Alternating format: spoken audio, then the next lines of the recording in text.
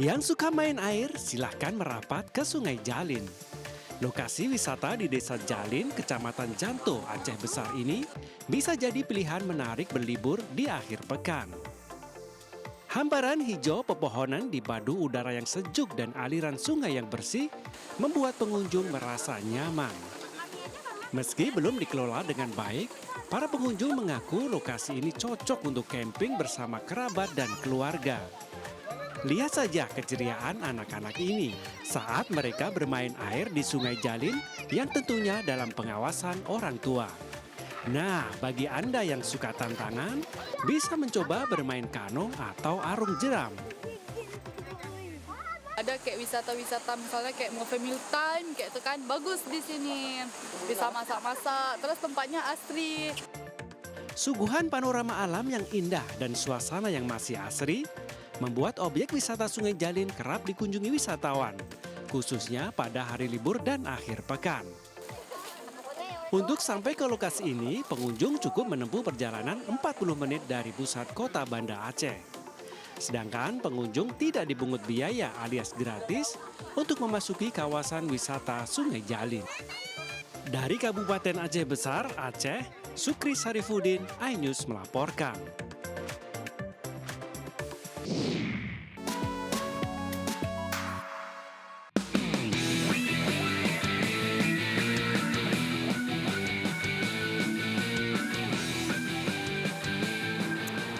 Bang, udah nyampe nih kita. Sampai mana sih, Jen? Nyampe Cipete. Ngapain jauh-jauh ke Cipete? Katanya di sini ada dimsum yang enak banget. Langsung aja lah yuk kita buktikan. Let's go. Ayo dah.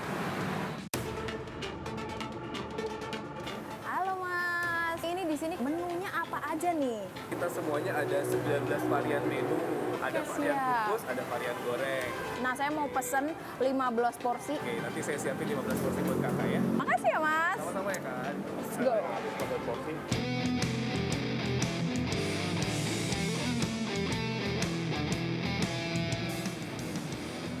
Ayo mulai, nggak mau foto-foto. Maaf. Sekarang kita ready buat makan nih dimsumnya. Let's go.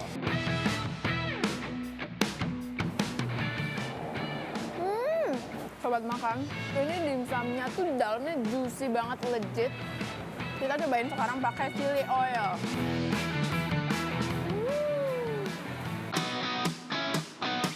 Rasanya pedas, gurih, melted di mulut. Makan ini rasanya kayak mau Malah tidur. pingsan ini maksudnya. Kita lanjut makan ya sobat makan. Di sini ada hakau udang ya, dalamnya udang. Udangnya tuh masih utuh gitu loh, jadi dia gurih, manis, terus dia itu menyatu sama si kulit hakaunya ini. Ini namanya kumis naga. Kelihatan kriuk-kriuk dari luar. Kita tes kriuk kali ya.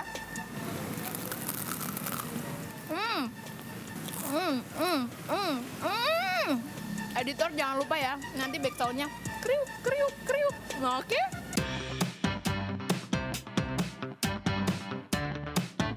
Ini dia si ceker ini, namanya angsio ceker. Bumbunya tuh benar-benar meresap. Ada pedesnya, ada manisnya, ada asinnya. Tapi yang jelas ini gurih banget ya. Sekarang kita ke dessertnya. Di sini ada mochi. Wijen hitamnya itu manis. Dia ada bentuknya pasta gitu. Jadi buat sobat makan, kalau mau nyemil ada di Cipete, Jakarta Selatan. Dari Jakarta, Jayani bersama juru kamera Iriansyah melaporkan. Bye-bye!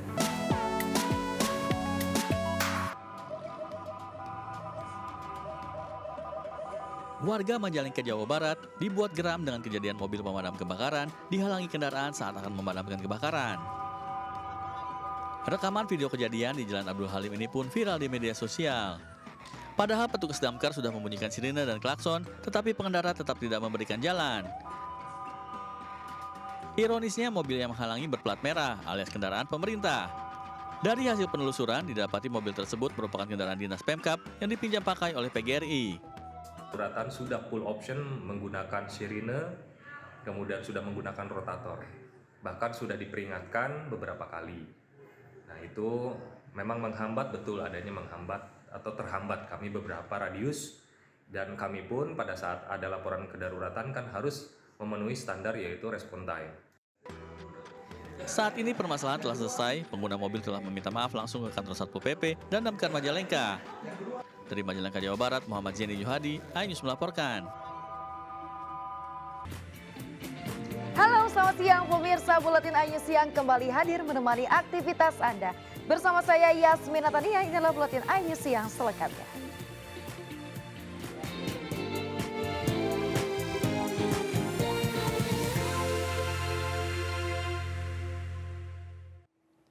Pemirsa, gara-gara tidak diberi uang tambahan bahan bakar minyak, seorang sopir ambulans rumah sakit umum di Kabupaten Sintang, Kalimantan Barat tega menurunkan jenazah yang dibawanya di tengah jalan. Meski pihak rumah sakit telah meminta maaf, namun rasa sedih dan juga kecewa masih dirasakan oleh pihak keluarga yang berduka. Aku udah terima. Aku mau cucuku udah meninggal. Kakek almarhum tak kuasa menahan tangis saat mengingat jenazah cucunya yang baru meninggal di RSUD Adi Muhammad Jun Sintang, Kalimantan Barat, diturunkan di tengah jalan hanya karena tak mampu memenuhi permintaan tambahan uang. Kejadian ini dialami oleh warga Nangamau, Kecamatan Kayan Hilir, Kabupaten Sintang, Kalimantan Barat tersebut bermula saat keluarga hendak membawa jenazah ke kediamannya di Nangamau. Administrasi sesuai perda untuk pemulangan jenazah menggunakan ambulans sebesar Rp690.000 sudah dibayar ke rumah sakit. Namun di perjalanan, ketika sampai di SPBU, sopir ambulans meminta tambahan uang Rp1 juta kepada pihak keluarga. Karena pihak keluarga mengaku tidak punya uang, jenazah diturunkan sopir dan pihak keluarga diminta mencari ambulans lain. Kata supirnya itu terusan aja. Bang minta duit 500.000 untuk bayar minyak. Aku bilang aku nggak punya duit. Udah kami bayar di kasir. Udah bisa gitu, itu urusan saya. Mereka kasir nggak ada urusan katanya. Itu hati itu tertekan tadi. Udah sakit tadi. Masih tenang aku, sabar. Pas aku udah terima. Aku mau cucuku udah meninggal.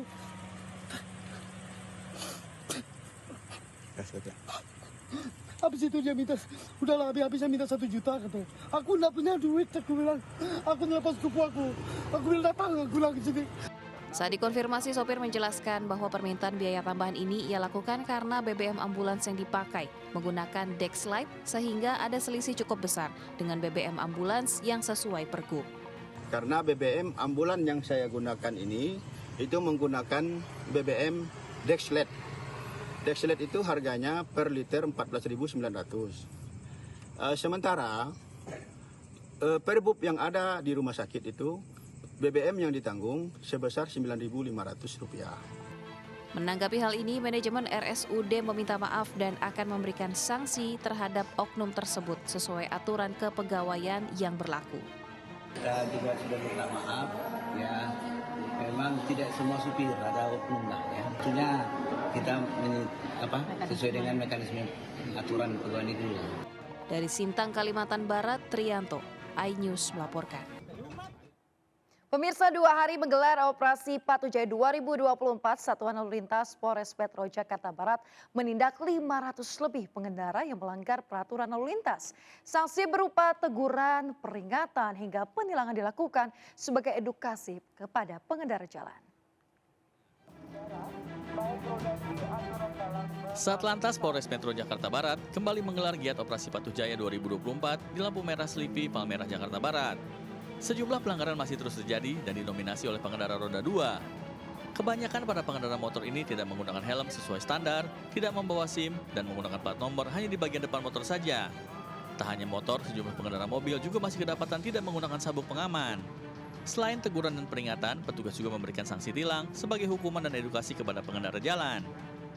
Kalaupun memang itu sangat fatal sekali, seperti berboncengan 2 atau lebih dari 3 orang, melintas di jalan protokol, yang kawasan tertib lalu lintas, kemudian kita periksa surat-suratnya tidak ada, kemudian juga memang surat-suratnya lengkap, tidak menunjukkan surat-suratnya lah, STNK maupun SIM, tidak menggunakan helm, itu kan sangat fatal kalau melintas di jalan protokol di kawasan tertib. Itu wajib kita lakukan penindakan berupa tilang. Kalau saya banyak nih, nggak pakai helm, spion. Begitu surat motor saya juga mati.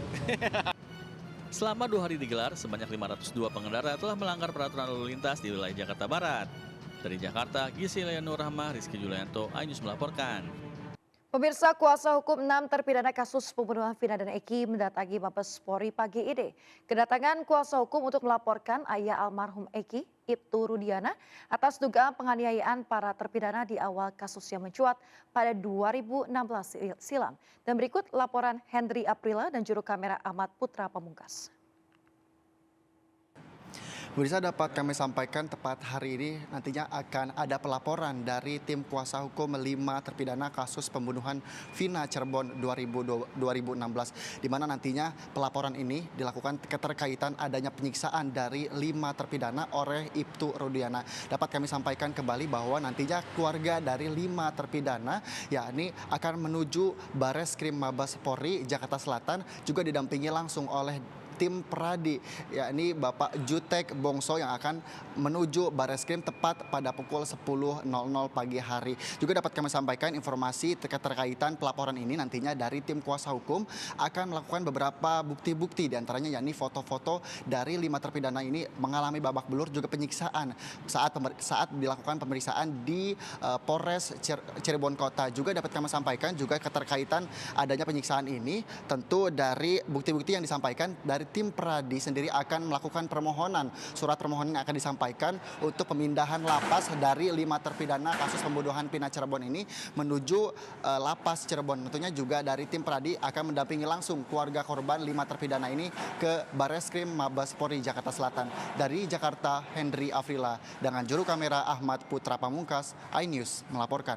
Pemirsa, seorang selebgram di Batam diciduk di Treskrim Sus Polda Kepri setelah terbukti mempromosikan judi online di akun media sosial miliknya. Sementara itu dari Sumatera Selatan, polisi menangkap seorang aparatur sipil negara ASN atas kepemilikan 4 pucuk senjata api dan juga 327 butir amunisi.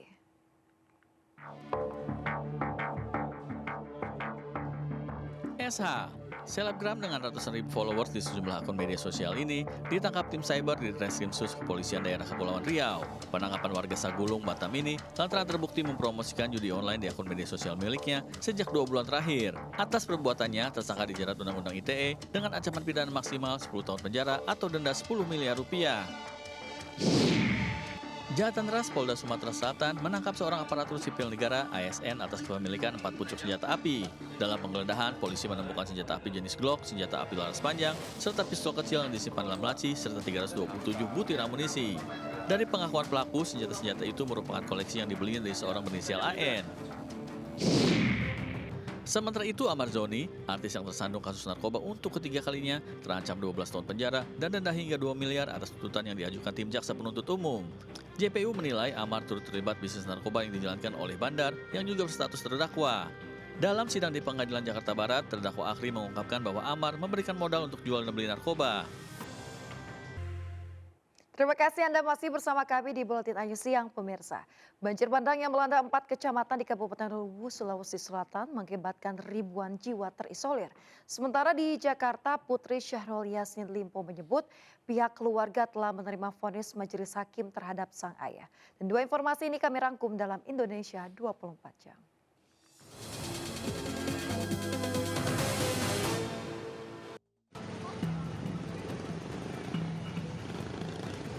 Banjir disertai tanah longsor melanda 4 kecamatan di Kabupaten Luwu, Sulawesi Selatan. Akibat bencana tersebut, akses jalan Trans Sulawesi terputus. Selain akses jalan, ribuan jiwa dari 4 kecamatan yang terendam terisolir dan sejumlah rumah warga mengalami kerusakan.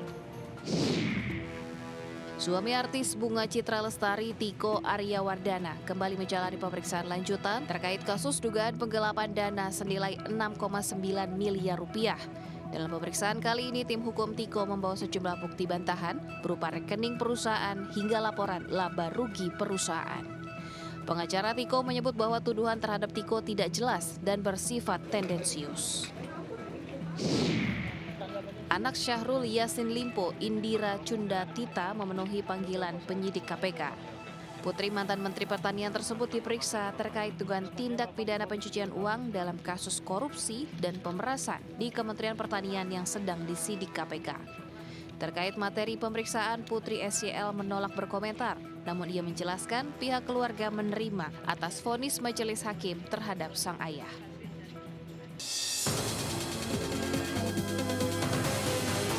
Pemirsa, olahraga penting dan juga rutin dilakukan untuk menjaga kesehatan tubuh. Nah, bagi Anda yang hendak mencoba olahraga yang menyenangkan dan juga cepat membakar kalori, olahraga squash yang satu ini bisa Anda coba. Halo pemirsa, olahraga menjadi hal yang penting banget untuk kesehatan tubuh. Nah, pakaian saya udah sporty banget nih. Saya mau ngajak pemirsa untuk mencoba olahraga yang menyenangkan, yang katanya nih banyak digandrungi anak muda. Seperti apa dan bagaimana? Yuk ikutin saya.